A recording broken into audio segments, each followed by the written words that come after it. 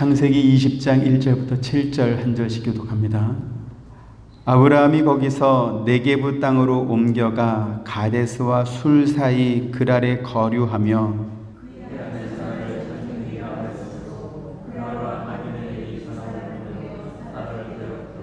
그 밤에 하나님이 아비멜렉에게 현몽하시고 그에게 이르시되 네가 데려간 이 여인으로 말미암아 네가 죽으리니 그는 남편이 있는 여자임이라.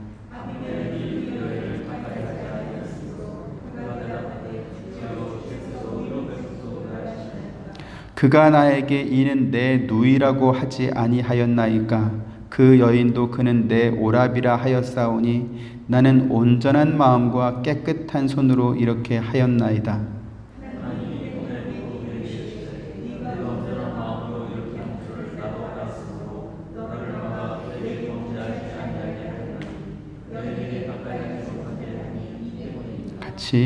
이에 그 사람의 아내를 돌려보내라. 그는 선지자라. 그가 너를 위하여 기도하리니 네가 살려니와 네가 돌려보내지 아니하면 너와 네게 속한 자가 다 반드시 죽을 줄 알지니라.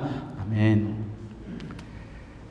헤브론에 거주하던 아브라함이 남쪽으로 내려가서 그랄 땅 지역에 머물게 됐습니다. 아브라함의 생업이 원래 목축이었기 때문에 양들에게 먹일 좋은 목초지를 찾아다니는 것은 지극히 당연하고 또 자연스러운 일입니다. 그런데 문제는 뭐냐면 아브라함이 자기 아내를 또다시 누이다 이렇게 속인 것 때문에 이삭을 임신한 자기 아내를 그랄 왕 아비멜렉에게 또 빼앗길 뻔하게 되었다라는 것이지요. 사람은 누구나 실수할 수 있습니다. 또 때로는 치명적인 잘못을 할 때도 있습니다. 하지만 문제는 뭐냐면 우리가 성경을 통해서도 확인하는 것처럼 인간은 자신의 잘못으로 인해서 큰 시련을 겪은 후에도 거기서 교훈을 얻지 못할 뿐만 아니라 똑같은 잘못을 또 범하더라는 것입니다. 그것을 가장 잘 보여주는 것이 바로 이스라엘의 역사이기도 합니다. 그들은 홍해를 건넜고 반석에서 터진 샘물을 마셨으며 매일 아침 하늘에서 내리는 만나를 먹었습니다. 그 모든 일들은 하나님께서 행하신 기적이었습니다. 그런데 그러한 기적을 매일 경험하면서도 그들은 하나님을 온전히 믿지 못하고 원망했습니다. 모세가 하나님을 만나기 위해 시내산에 올라갔을 때는 송아지 우상을 만든 후에 그들을 그곳까지 인도하신 이가 바로 이 송아지 우상이다 그러면서 우상을 섬기는 일을 했습니다. 그로 인해서 하나님께서 그날 이스라엘 백성들을 레위 제사장들을 통해서 죽이도록 하셨는데 약 3,000명가량이 그날 죽게 되는 것입니다. 하나님의 백성인 이스라엘이 우상을 섬겼을 때 하나님께서 얼마나 진노하시고 또 어떤 결과가 벌어지게 되는지는 그날의 경험을 통해서 그들이 뼈저리게 느낄 수 있었을 것입니다. 그런데요, 이스라엘 백성들은 그 이후에도 틈만 나면 광야 생활을 하면서 우상을 섬겼습니다. 이스라엘 백성들이 시딤이라는 곳에 머물게 됐을 때는 모압 사람들이 섬기는 바알볼 우상을 섬긴 것으로 인해서 또 그 우상을 섬기는 여인들과 음행함으로 인해서 연병으로 24,000명이 죽게 됩니다. 하나님께서는 이스라엘 백성들이 가나안 땅에 들어간 이후에 그곳 사람들이 섬기던 우상을 섬겨서 이스라엘 백성들이 멸망당하게 될 것을 염려했습니다. 그래서 모세에게 내가 너에게 이와 같은 말을 전해줄 터이니 이것을 노래로 만들어서 그들이 늘 부르고 외우게 해서 우상을 섬기지 않도록 해라 이렇게 가르쳐 주었습니다. 신명기 31장 16절부터 19절 보시죠. 또 여호와께서 모세에게 이르시되 너는 내 조상과 함께 누우려니와 이 백성은 그 땅으로 들어가 음란히 그 땅의 이방신들을 따르며 일어날 것이요 나를 버리고 내가 그들과 맺은 언약을 어길 것이라.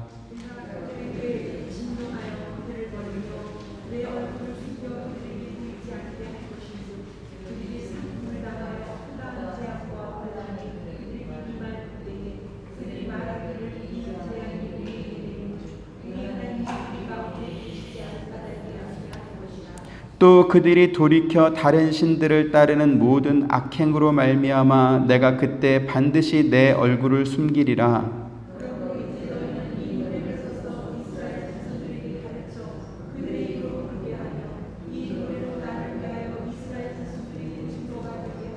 네, 하나님께서 이렇게까지 모세에게 지시하신 이유는 이스라엘 백성들이 하나님이 아니라 우상을 섬기다가 망하게 되는 것을 하나님께서 막아주기 위해서 이런 말씀을 주신 것입니다. 그러나 이스라엘 백성들은 하나님께서 노래까지 만들어서 가르쳐 주었어도 우상을 섬기지 말라, 죄에 범하지 말라 이렇게 가르쳐 주었어도 그들의 나라가 멸망하게 될 때까지 대대로 우상을 섬겼더라는 것입니다. 오늘 우리가 아브라함을 살펴보고 있습니다. 아브라함이 심한 기근을 피해서 애굽으로 내려갔을 때도 자기 아내를 누이 동생이다 이렇게 속였다가 애굽 왕 바로에게 빼앗길 뻔한 경험을 한 적이 있습니다.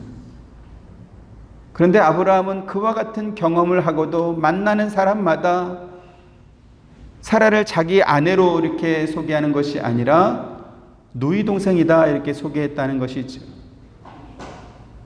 이것은 아브라함이 아비멜렉에 했던 변명을 통해서도 확인할 수 있습니다. 오늘 본문 12절 같이 봅니다. 시작. 또 그는 정말로 나의 이복 누이로서 내 아내가 되었음이니라 이랬습니다. 사라가 아브라함과 결혼하기 전에 이복 누이였다는 것은 분명한 사실입니다. 그러나 지금도 이복 누이다 이렇게 말할 수는 없지요. 그렇죠? 옛날에는 동네에서 오빠 동생 하던 사람들이 결혼할 때도 있었습니다. 종종 그렇게 많이 했죠. 그래서 결혼해서 한 40년 50년 살았는데 지금도 얘 내 여동생 동네 동생이야 이렇게 말하면 되겠습니까? 그건 말이 안 되죠. 결혼하기 전에 동네 여동생이었을지 모르겠지만 결혼해서 40년 50년 살았으면 그때도 동네 여동생입니까? 당연히 자기 아내죠. 그런데 아브라함이 사람들에게 자기 아내를 이복 누이다 이렇게 말했던 이유가 있더라는 것입니다. 11절 같이 보시죠. 시작.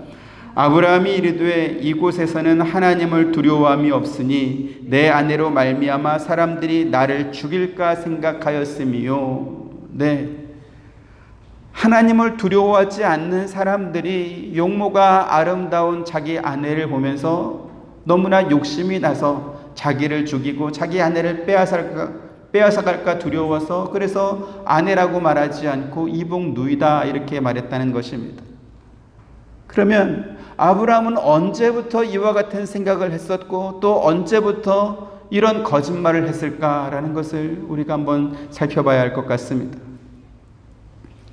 아브라함이 하나님의 말씀을 따라 하란을 떠날 때의 나이가 75세였다 이렇게 창세기 12장에서는 말씀합니다.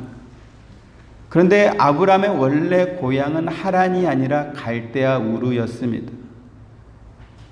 이 일에 대해서 스데반이 대제사장과 유대인들에게 아브라함의 역사를 소개하면서 이렇게 말했습니다. 사도행전 7장 2절부터 4절.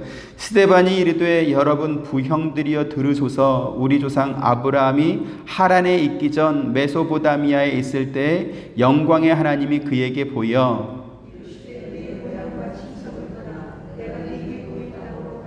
같이 아브라함이 갈대아 사람의 땅을 떠나 하란에 거하다가 그의 아버지가 죽음에 하나님이 그를 거기서 너희 지금 사는 이 땅으로 옮기셨느니라 이랬습니다. 여기 지금 메소포다미아는 갈대아 우르가 있던 지역의 이름입니다. 마치 오아후 섬에 있는 호놀룰루 같은 그런 개념이다라는 것이죠. 그래서 성경학자들은 아브라함이 갈대아 우르를 떠날 때의 나이가 대략 60세 정도였다 이렇게 추정합니다. 지금 아브라함이 언제부터 사람들에게 자기 아내를 누이 동생이다 이렇게 말하고 다녔는지를 성경의 말씀을 근거로 추정하고 있습니다. 13절 같이 보시죠. 시작. 하나님이 나를 내 아버지의 집을 떠나 두루 다니게 하실 때에 내가 아내에게 말하기를 이후로 우리의 가는 곳마다 그대는 나를 그대의 오랍이라 하라. 이것이 그대가 내게 베풀 은혜라 하였었노라. 이렇게 말합니다. 아브라함이 갈대아 우르에 살 때는 동네 사람들이기 때문에 아브라함과 사라가 결혼한 사실을 다 알고 있었습니다. 그러니까 그때는 누이 동생이라고 말할 이유가 구태여 없었죠. 그런데 하나님의 명령을 따라서 고향을 떠나 타지 생활을 하려고 하니까 걱정이 생긴 것입니다. 자기 아내의 용모가 너무나 아름다운 나머지 사람들이 자기를 죽이고 자기 아내를 빼앗아 갈 거다라는 그러한 걱정이 생겼다라는 것입니다. 그런데 사실 아브라함이 한 이 걱정은 정말로 쓸데없는 걱정이었습니다. 왜냐하면 하나님께서 아브라함에게 고향과 친척과 아버지의 집을 떠나 내가 너에게 지시할 땅, 너에게 보여줄 땅으로 가라 라고 말씀하시면서 하나님께서 아브라함에게 주셨던 약속이 있었기 때문에 그렇습니다. 창세기 12장 3절, 창세기 12장 3절 같이 봅니다. 시작. 너를 축복하는 자에게는 내가 복을 내리고 너를 저주하는 자에게는 내가 저주하리니 땅의 모든 족속이 너로 말미암아 복을 얻을 것이라 하신지라. 아멘. 네. 사람들이 아브라함에게 해코지하면 내가 막아줄게 이런 정도가 아니라 어떤 형태로든지 사람들이 아브라함에게 저주하는 자에게는 하나님께서 저주해 주겠다 이렇게 말씀하셨기 때문에 그렇습니다. 아브라함이 하나님의 말씀을 따라 고향과 친척과 아버지의 집을 떠난 것은 정말로 좋은 믿음입니다. 하지만 그 아브라함의 믿음은 처음부터 온전하고 완성된 믿음은 아니었었다라는 것이지요. 하나님께서 너를 축복하는 자에게는 내가 축복하고 너를 저주하는 자에게는 내가 저주하겠다 이렇게 약속을 주셨어도 아브라함은 자기 신변에 대한 걱정을 계속하고 있었습니다. 그래서 아브라함은 사라에게 우리가 가는 곳마다 그대는 나를 오라비라고 이렇게 해라. 이것이 당신이 나에게 베푸는 은혜다. 이처럼 서로 합의하에 거짓말을 시작했던 것입니다. 이렇게 성경의 근거로 추정해 보면 아브라함이 갈대아 우르를 떠날 때부터, 그러니까 아브라함이 그때 떠날 때가 60세 정도였다고 한다면 지금 그랄 왕 아비멜렉에게 이와 같은 변명을 할 때가 100세이니까 적어도 40여 년 동안 그렇게 거짓말을 하면서 살았던 것으로 그렇게 보이는 것입니다. 창세기 말씀에서 아브라함이 거짓말하다가 애굽 왕에게 자기 아내를 빼앗길 뻔하고 또 그랄 왕에게 두 번째 아내를 빼앗길 뻔했다는 이것만 보면 안 되는 그러한 중요한 사실이 오늘 본문에 숨어 있습니다. 그것은 아브라함이 사람들에게 자기 아내 사라를 내 이복 누이 동생이다 라고 그렇게 말하고 다녔던 그의 40년 인생 속에서 그 힌트를 얻을 수 있습니다.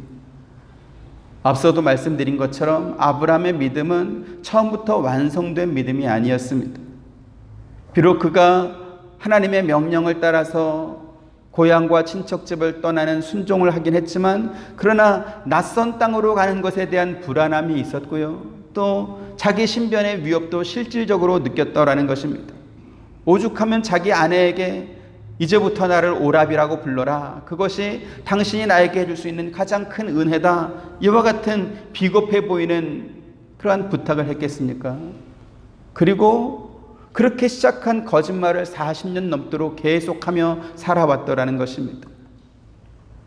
이렇게 보면 어쩌면 아브라함은 자기가 사람들에게 거짓말을 하고 있다는 사실조차도 인식하지 못했을 수도 있습니다.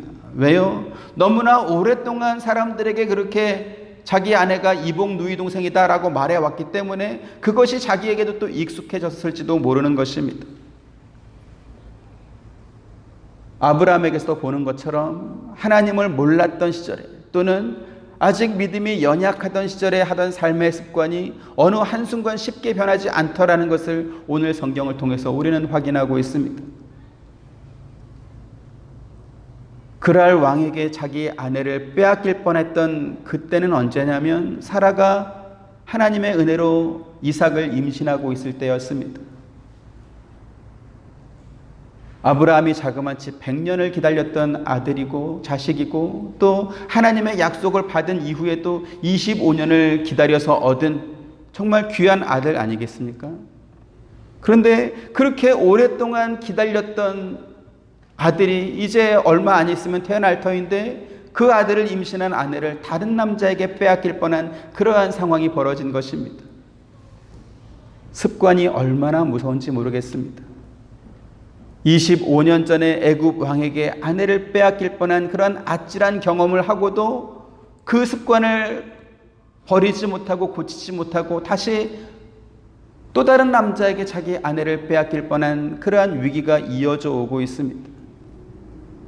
믿음의 조상이라고 불리는 아브라함의 이러한 연약한 모습, 이것은 오늘 저와 여러분에게 주는 위로가 있습니다. 어떤 위로입니까? 아브라함도 한 40년 거짓말하며 살았다는데 우리도 거짓말 정도는 괜찮겠지, 이런 위로일까요? 그것이 아니라 우리가 하나님을 제대로 알지 못해서, 또는 우리의 믿음이 아직 연약해서 가지고 있는 그 어떤 나쁜 습관, 이러한 것들을 하나님께서 참아주신다라고 하는 그런 위로입니다. 미가 7장 18절 같이 봅니다. 시작.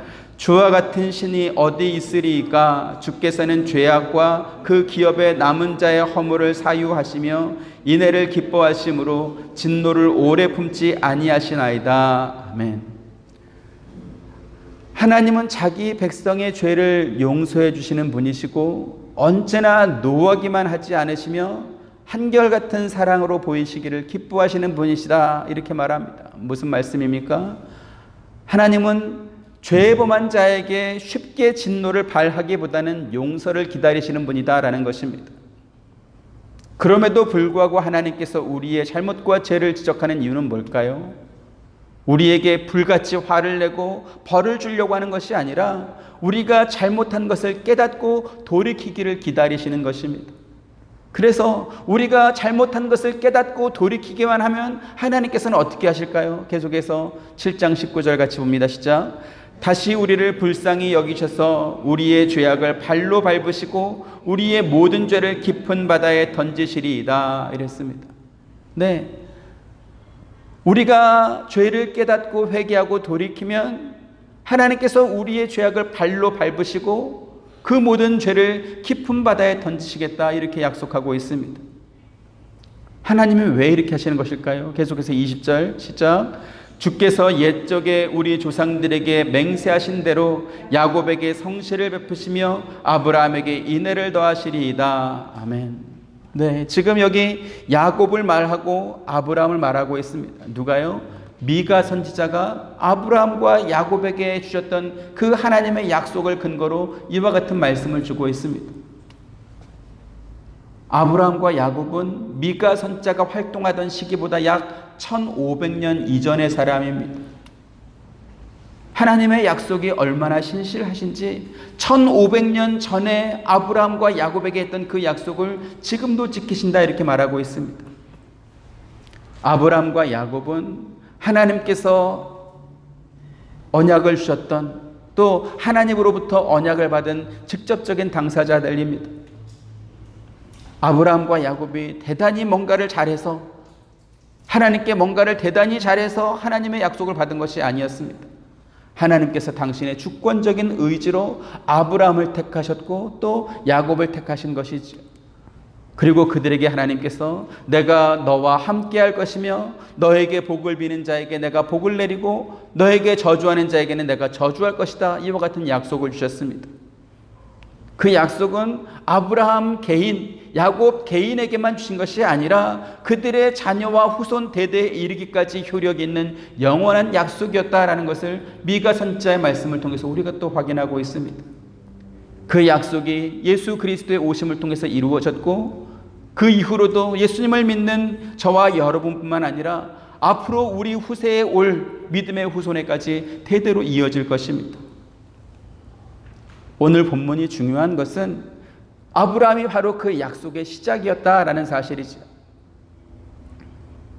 하나님의 약속을 듣고 갈대아 우르를 떠난 아브라함이 사람들에게 40여 년 동안 자기 아내를 아내라고 말하지 않고 이복 누이 동생이다 라고 속이며 살아왔지만, 그러나 하나님께서 그것을 중히 여기시고 너 왜 자꾸 거짓말하냐, 이렇게 말씀하지 않더라는 것입니다. 오히려 아무것도 모르고 임신한 사라를 자기 아내로 맞아들이려고 했던 그랄 왕 아비멜렉을 찾아와서 네가 데려간 이 여인으로 말미암아 네가 죽을 것이다, 이와 같은 무서운 경고 말씀을 주고 있는 것입니다. 오늘 본문 3절 같이 보시죠. 시작. 그 밤에 하나님이 아비멜렉에게 현몽하시고 그에게 이르시되 네가 데려간 이 여인으로 말미암아 네가 죽으리니 그는 남편이 있는 여자임이라 이랬습니다. 지금 이 말씀은 아비멜렉 편에서 볼 때는 너무나 불합리하고 억울한 경고의 말씀입니다. 만약에 사라가 남편이 있는 여자다라는 것을 알았으면 아비멜렉이 안 데려왔을 것이다 라는 것이죠. 그런데 아브라함뿐만 아니라 사라 역시도 서로 내 누이 동생이다, 내 오랍이다 이렇게 말했으니까 데려온 것입니다. 지금 사라의 나이가 몇 살입니까? 90세입니다. 아무리 아브라함이 자기 와이프의 용모가 아름다워서 자기가 목숨을 잃을까 이렇게 걱정을 했다 할지라도 90세에 먹은 여인이 그렇게 막 대단했을 것이다, 그렇게까지는 제가 아무리 생각해봐도 이렇게 연상이 잘 안 됩니다. 이것은 하나님의 경고를 들은 아비멜렉이 하나님께 했던 변명에서도 확인할 수가 있습니다. 4절 5절 같이 보시죠. 시작. 아비멜렉이 그 여인을 가까이 하지 아니하였으므로 그가 대답하되 주여 주께서 의로운 백성도 멸하시나이까.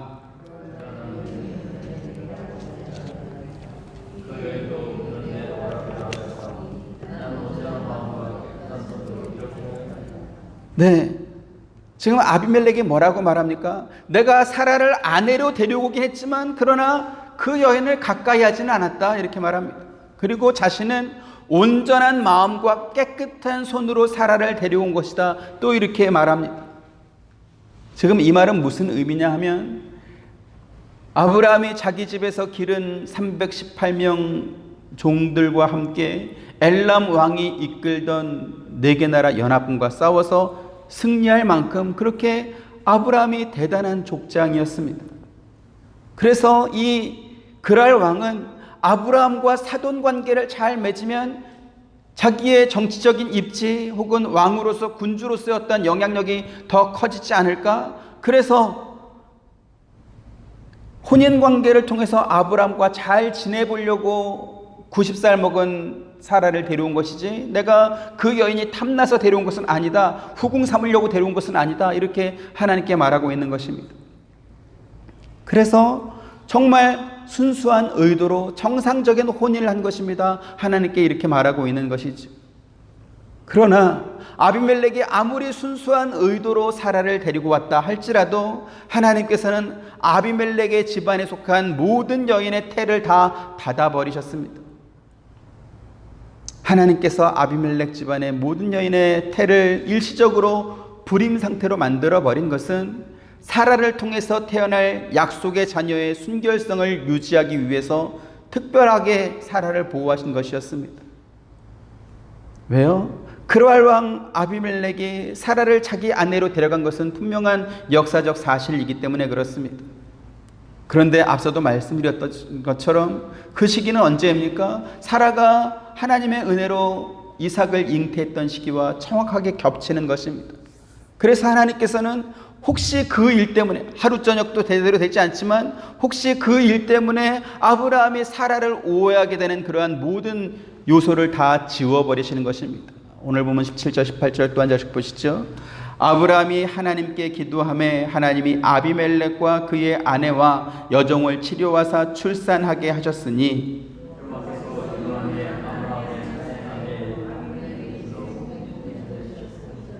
네, 여기서 지금 우리는 하나님께서 아브라함에게 주셨던 은혜의 언약이 아브라함의 습관화된 거짓말과 치명적인 잘못에도 불구하고 그 일이 정확하게 이루어지고 있는 것을 확인할 수 있습니다. 하나님께서 아브라함을 통해서 구원 역사를 이루길 원하셨고 또 그렇게 이루어 가시고 마침내 그것을 하나님께서 마무리하실 것입니다. 완성하실 것입니다. 거짓말하다가 아내를 빼앗겼던 아브라함이 어느 순간 정신을 차리고 내가 지금 뭐 하는 거지? 그래서 아비멜렉 왕을 찾아가서 사실은 저 여인이 내 누이 동생이 아니라 내 와이프니까 나한테 돌려주십시오. 이렇게 담판을 짓고 협상을 해서 사라를 데려오는 것이 아닙니다. 하나님께서 아비멜렉을 찾아가셨습니다. 그러면 그 시간 아브라함은 뭘 하고 있었을까요? 아무것도 한 것이 없습니다. 오히려 이 아비멜렉 왕이 아브라함에게 이런 말을 하죠. 내가 너에게 무슨 죄를 범하였길래 네가 나와 내 나라가 큰 죄에 빠지도록 했느냐? 네가 합당하지 않은 일을 나한테 했다. 이러면서 아브라함에게 이렇게 아비멜렉이 따져 묻습니다.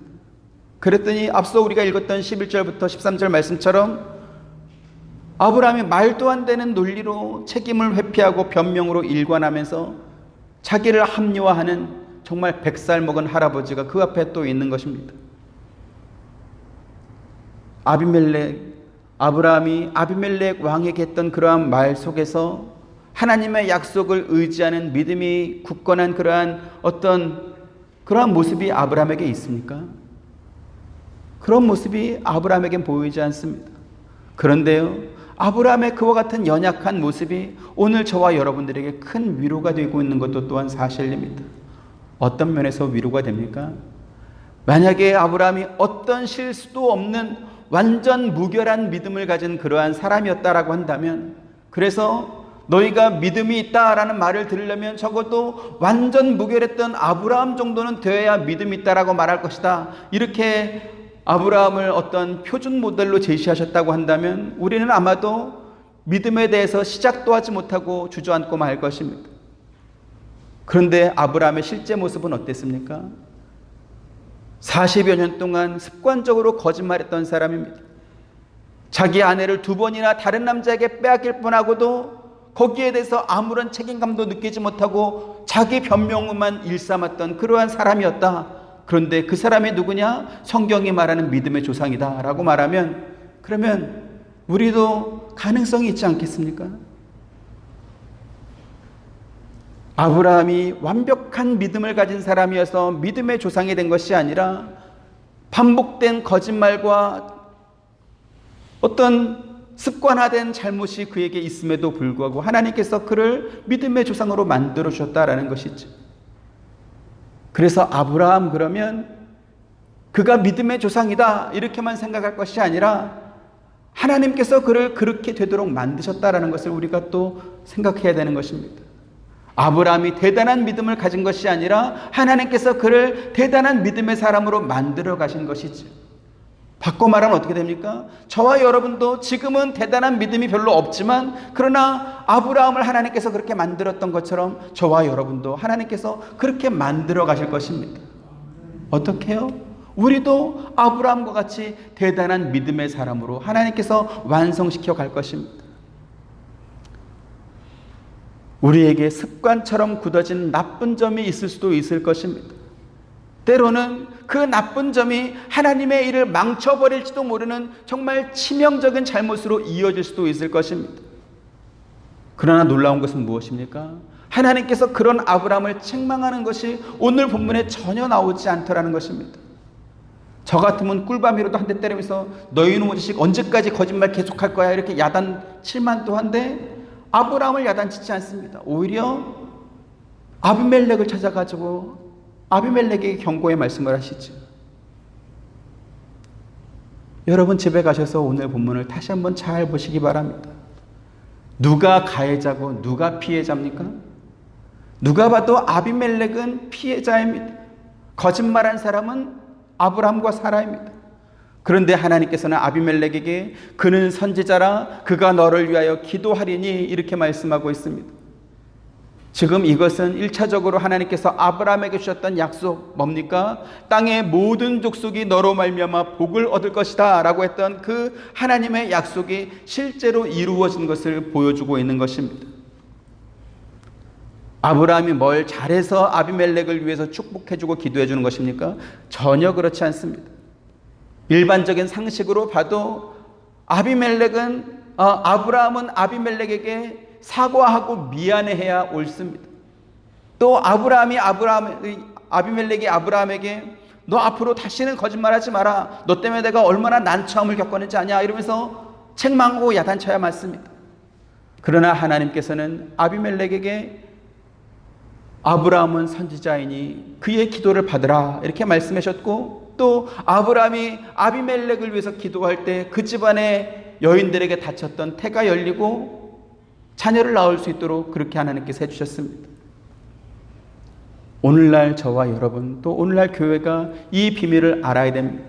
이것을 모르기 때문에 신앙생활하면서 자꾸 헛발질하는 잘못된 이상한 길로 빠지게 됩니다.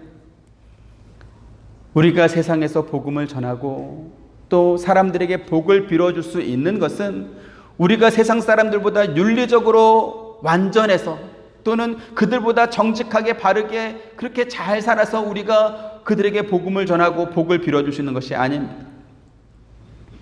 오늘 본문의 아브라함이 그것을 증명합니다. 그가 사람들에게 거짓말을 하며 살아왔던 세월이 40년입니다. 아무것도 몰랐던 아비멜렉은 아브라함이 내 여동생이라고 말하니까, 사라도 내 오빠라고 말하니까 정략적인 결혼을 통해서 자기의 어떠한 왕권을 강화하고 싶어서 그래서 아내로 들어왔습니다.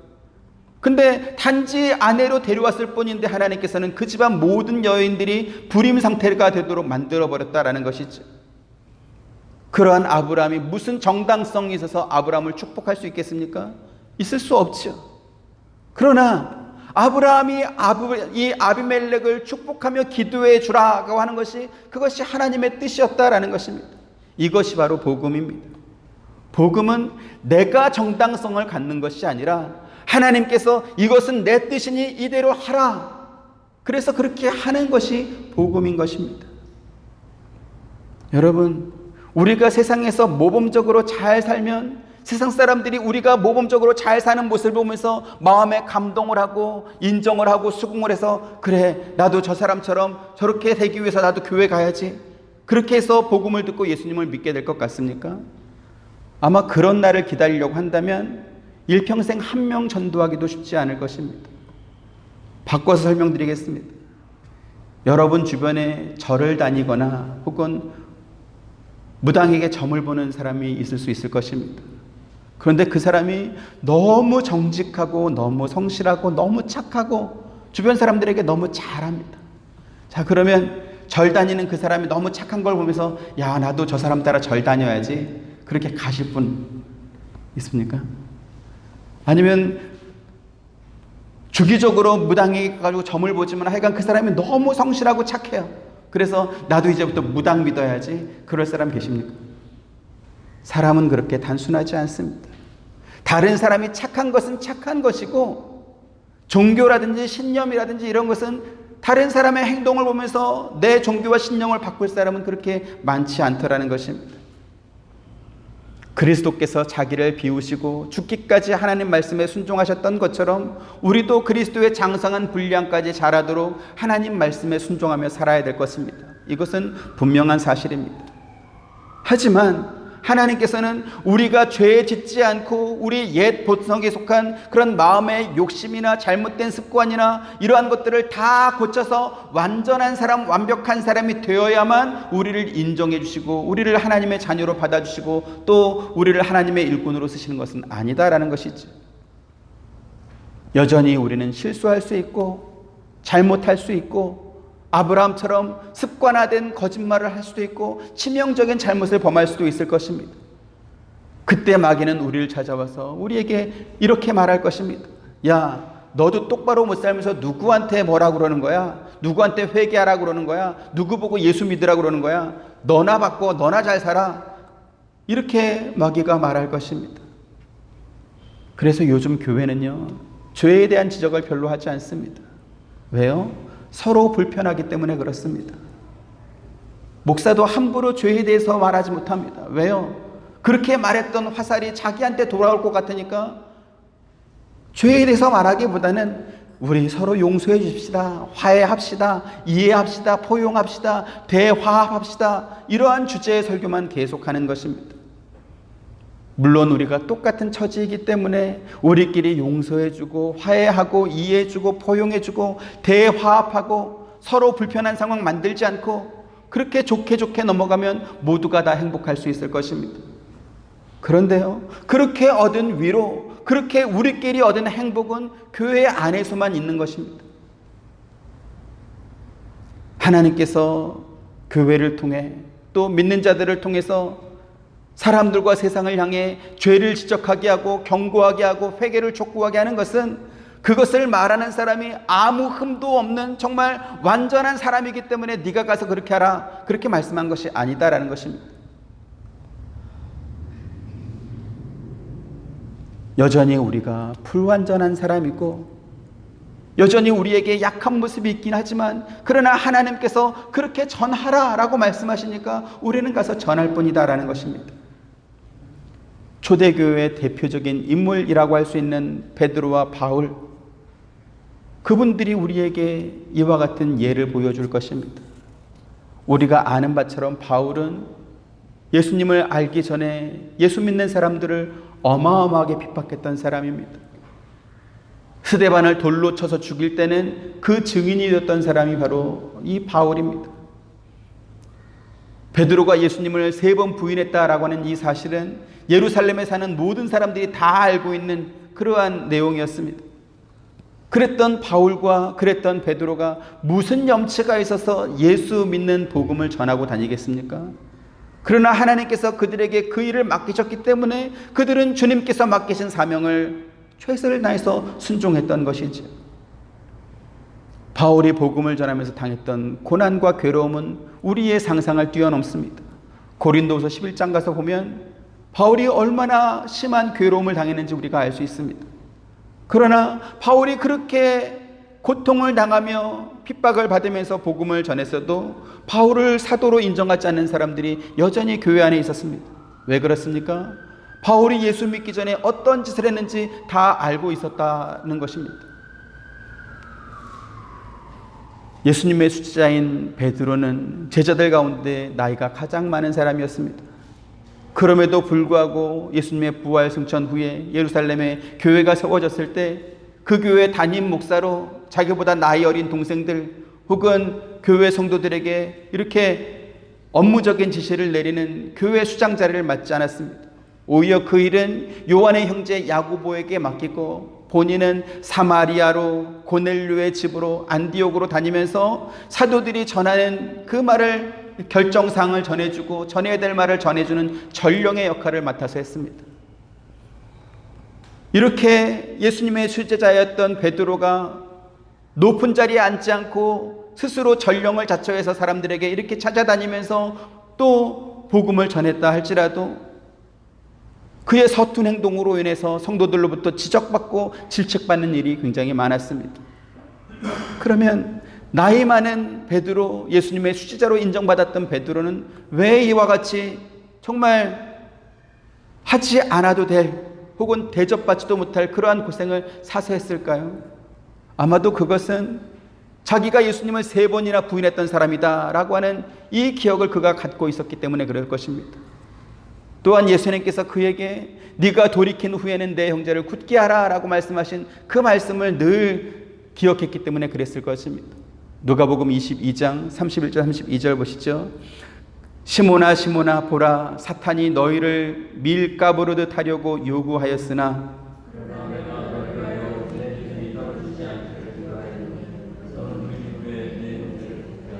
네, 다시 말씀을 드리지만 베드로와 바울이 모든 사람들이 인정할 만큼 그렇게 완벽한 사람이어서 복음을 전하고 다닌 것이 아니었습니다. 오히려 그 반대였죠. 그들을 반대하는 사람들이 있었고 또 그들 스스로도 본인들 마음에 가책이 있었을 것입니다. 어쩌면 그들 자신은 자기 마음속으로 나는 복음 전하는 사도로 활동하는 것이 적합하지 않다 이렇게 생각했을지도 모를 것입니다. 그러나 그것보다 더 큰 것이 있죠. 무엇입니까? 그 일을 맡기신 주께서 하라 하셨기 때문에 주님의 말씀에 그들이 순종한 것입니다.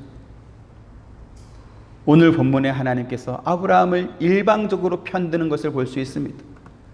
잘못은 명백하게 아브라함이 했음에도 불구하고 아무것도 모르고 사라를 자기 집으로 데리고 왔다가 자기 집안의 모든 여인의 태가 다치고 불임 상태가 되는 그러한 경험을 아비멜렉이 하고 있지 않습니까? 거기에 더해서 만약에 아비멜렉이 사라를 아브라함에게 돌려보내지 않으면 내가 반드시 너를 다 죽여버리겠다, 이와 같은 무서운 경고도 또한 하셨습니다. 지금 이와 같은 말씀은 우리가 믿는 하나님을 단지 사랑이 많은 신, 또는 기독교를 믿는 사람들이 믿는 좋은 신, 이 정도로 이렇게 하나님을 일반화해서 그렇게 말하는 사람들에게는 상당히 당혹스러움을 안겨주는 그러한 표현입니다. 특히 종교다원주의를 주장하는 사람들에게 있어서 너무나 당황스러운 그러한 말씀이기도 합니다. 종교다원주의를 주장하는 사람들은 이런 말을 합니다. 모든 종교는 본질적으로 동일하다. 단지 가는 길이 다를 뿐이다. 그래서 하나님의 구원 계시가 기독교에만 있다 이렇게 주장하는 것은 잘못된 것이고, 모든 종교의 구원은 다 있다 이렇게 말합니다. 그래서 모든 종교가 제시하는 진리에는 그 나름대로의 타당성이 있기 때문에 어떤 종교도 자기의 절대성이랄지 혹은 우월성을 주장할 수 없다 이렇게도 말을 합니다. 하나님의 구원 계시 역시 기독교뿐만 아니라 다른 종교에도 있고, 기독교만이 구원의 유일한 길이 아니라 다른 종교에도 구원의 길이 있다 이렇게 주장합니다. 이와 같은 말을 불교를 믿는 사람이, 힌두교를 믿는 사람이, 혹은 무속신앙을 믿는 사람들이 말을 한다 그러면 자기들의 종교로 인정받고 싶어서 그렇게 한다라고 우리가 생각할 수 있겠지만, 이러한 주장을 누가 하냐면 기독교의 신학자들과 목사들이 그렇게 주장하고 있고요. 또 많은 기독교 교단들이 그와 같은 주장에 편승해서 종교다원주의를 따라가고 있습니다. 세상의 모든 종교와 또 그 종교들이 믿는 신을 일반화하고 있는 이러한 사람들이 오늘 본문에 아무 잘못도 없는 아비멜렉이 하나님으로부터 저주받고 있는 이러한 상황을 어떻게 이해하겠습니까? 그러니까 그 사람들은 구약의 하나님을 인정하고 싶지 않은 것입니다. 구약의 하나님은 진노하는 하나님이고 벌주고 심판하는 하나님이고 잘못도 없는 아비멜렉에게 저주하는 무서운 하나님이다 이렇게 설정해 놓고, 그러나 신약시대에 오신 예수님은 세상을 구원하신, 자기의 몸을 희생하신 좋으신 분이다, 그래서 예수님만 믿으면 된다 이렇게 말합니다. 그렇다 보니까 구약 성경은 이제 읽을 필요 없고 신약 성경만 읽으면 된다 이렇게 주장하는 그러한 사람들도 있습니다. 여러분, 자기 백성을 사랑하시되 아들까지 내어주신 하나님을 모르면 이렇게 가게 되어 있습니다. 하나님께서 아비멜렉을 저주하신 것은 하나님께서 아브라함의 후손을 통해 인류를 구원하려고 하시는 그 하나님의 뜻이 오해되거나 또는 오염되지 않도록 하기 위해서 하나님께서 미리 막으신 것입니다. 이전에 어떠한 일이 있었습니까? 하나님께서 아브라함을 찾아왔을 때 아브라함이, 하나님, 내 상속자는 다메섹 사람 엘리에셀입니다. 그는 어려서부터 내가 입양해서 데리고 있던 내 아들과 같은 사람이다 라고 말했을 때 하나님께서 그는 네 상속자가 아니라고 말했습니다. 그 이후에 또 아브라함이 하나님께 내 상속자는 이스마엘입니다. 이 이스마엘이 하나님 앞에 잘 살길 원합니다 라고 말했을 때도 하나님께서는 그는 네 상속자가 아니다 라고 말했습니다. 그러면서 내가 사라에게 복을 주어 그가 네게 아들을 낳아주리니 그가 내 상속자가 되리라 하나님께서 그렇게 말씀했죠.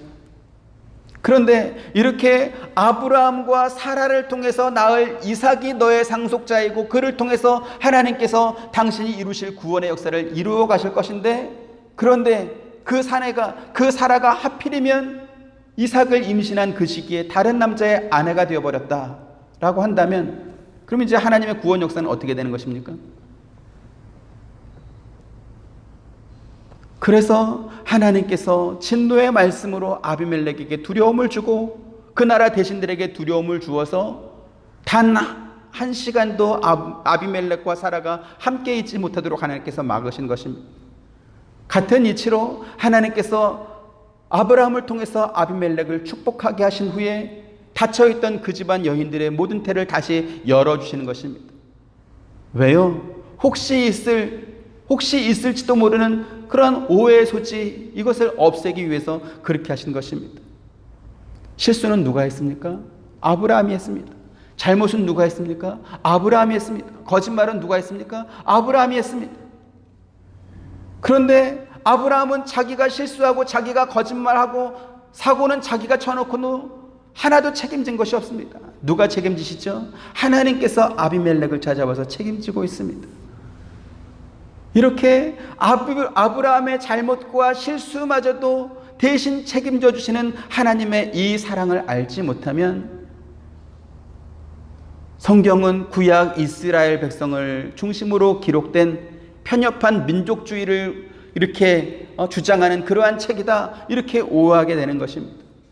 또 구약의 하나님과 신약의 예수님을 이렇게 분리해서 서로 다른 존재로 분리해서 우리는 예수님만 믿으면 된다, 또 이렇게 나아갑니다. 이러한 가르침은 기독교와 교회라는 옷을 입었다 할지라도 전혀 다른 종교인 것입니다. 이렇게 좀 설명을 드리겠습니다. 재산을 상속하려고 하는 부모가 자기 재산을 상속받을 아들을 보니까 참 걱정되는 부분이 많습니다. 근데 옆집 아들을 보니까 참 공부도 잘하고 똑똑하고 뭐든지 이렇게 야무지고 잘합니다. 그래서 아이를 볼 때마다 야, 너 참 똑똑하다, 너 참 일 잘한다, 어떻게 이렇게 야무지냐, 이렇게 칭찬합니다. 자기 아들은 그렇게 못하거든요. 근데 이제 유산을 상속할 때가 됐습니다. 그러면 야무진 옆집 아들한테 상속하겠습니까? 아니면 못난 자기 아들한테 하겠습니까? 어떻게 할 것 같습니까? 여러분은 어떻게 하시겠습니까? 야무진 옆집 아들 주겠습니까? 못났어도 내 아들 주겠습니까? 전자입니까? 후자입니까? 옆집 아들 주시겠다. 손 들어보십시오. 아무리 못났어도 아들은 아들이고요.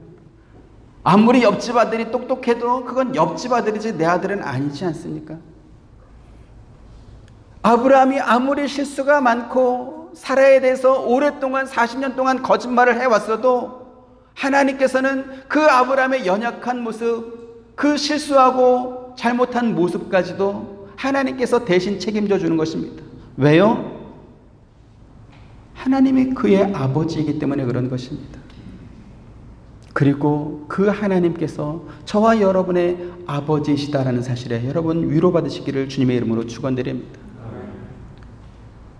그 하나님을 우상을 만들고 그것을 종교화해서 믿는 사람들이 말하는 신들과 이렇게 뒤죽박죽 섞어놓은 다음에 모든 종교는 다 똑같고 모든 신은 다 똑같다, 그렇게 말하면 그 하나님이 여러분에게 주는 위로가 있습니까?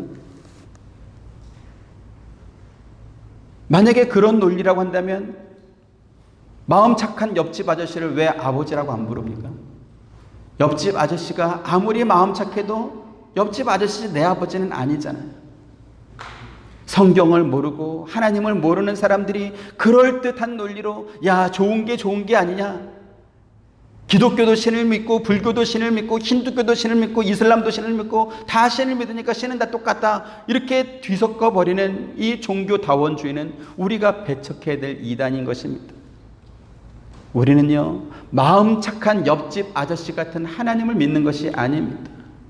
자기 아들까지도 아끼지 아니하고 나를 위해서 내어줄 만큼 나를 사랑하시는 아버지 하나님을 우리가 믿는 것입니다. 그렇지 않습니까? 아브라함이 40년 동안 습관적으로 거짓말을 해왔어도 그의 거짓말까지도 책임져 주신 그 하나님을 우리가 믿는 것입니다. 저도 약점이 있고 흠이 있고 저도 잘못한 것이 많이 있습니다. 아마 여러분도 스스로를 돌아보면 여러분도 약점이 있고 흠이 있고 또 잘못한 것이 있을 것입니다. 그러나 그럼에도 불구하고 하나님께서 그 모든 약점까지 다 책임져 주신다는 것이죠. 왜요? 그 하나님이 아버지이시기 때문에 그런 것입니다.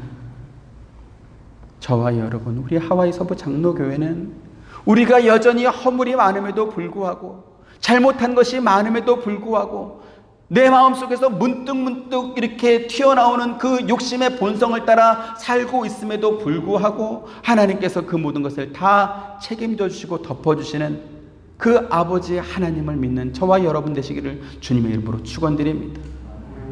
그 아버지가 우리에게 위로를 주지 않겠습니까? 석가모니가 위로를 줍니까?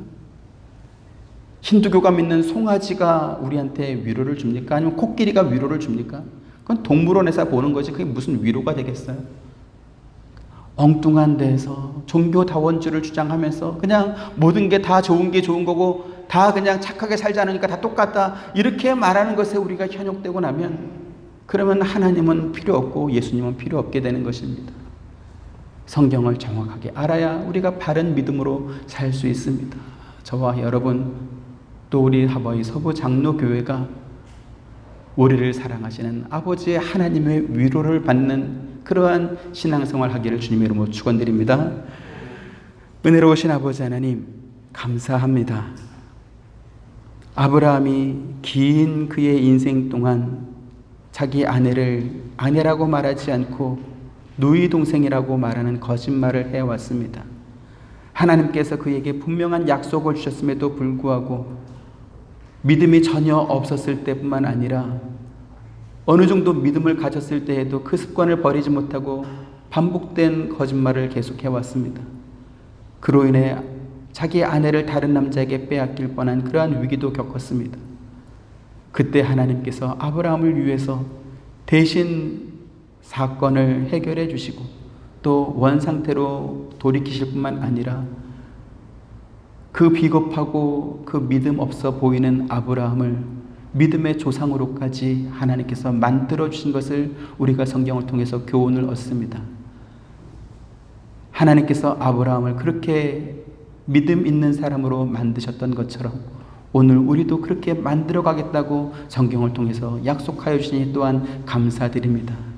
우리도 그렇게 아브라함과 같은 믿음의 사람이 될 수 있도록 하나님께서 끝까지 붙들어 주옵시고 또 우리도 주 앞에 선 사람으로 살아가도록 은혜 더하여 주옵소서. 예수님의 이름으로 기도합니다. 아멘. 지금은 우리 주 예수 그리스도의 은혜와 하나님의 크신 사랑과 보혜사 성령님의 감화감동 교통하심이 주의 약속을 믿고 나아가는 사랑하는 모든 성도님들의 머리 위에와 가정과 생업과 하시는 모든 일들 가운데 지금부터 영원토록 함께 있기를 축원하옵나이다. 아멘.